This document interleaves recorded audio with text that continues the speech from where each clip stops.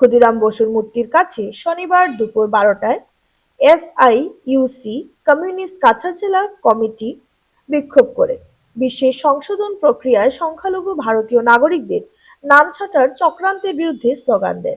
এসআরের নামে নামকর্তন বন্ধ করুন, ভিত্তিহীন অভিযোগ খারিজ করুন। বিক্ষোভে বক্তব্য রাখেন শ্যামদাও কুর্মী, সুব্রত চন্দ্র নাথ, অজয় রায়, দুলালী গাঙ্গুলি প্রমুখ।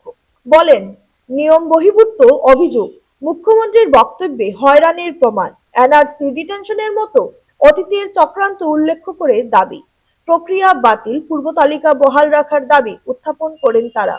সকলকে ঐক্যবদ্ধ হয়ে আন্দোলন গড়ে তোলার আহ্বান জানান। এই বিক্ষোভে উপস্থিত ছিলেন নকুল রঞ্জন পাল, খাদিজা লস্কর প্রমুখ।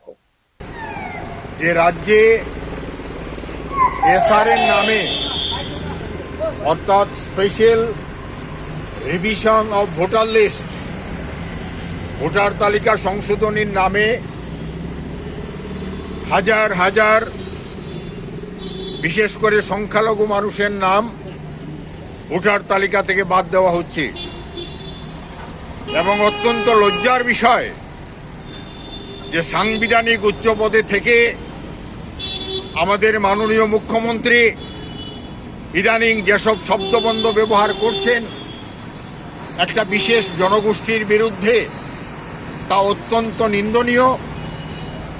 আমরা এর তীব্র ভাষায় প্রতিবাদ জানাচ্ছি।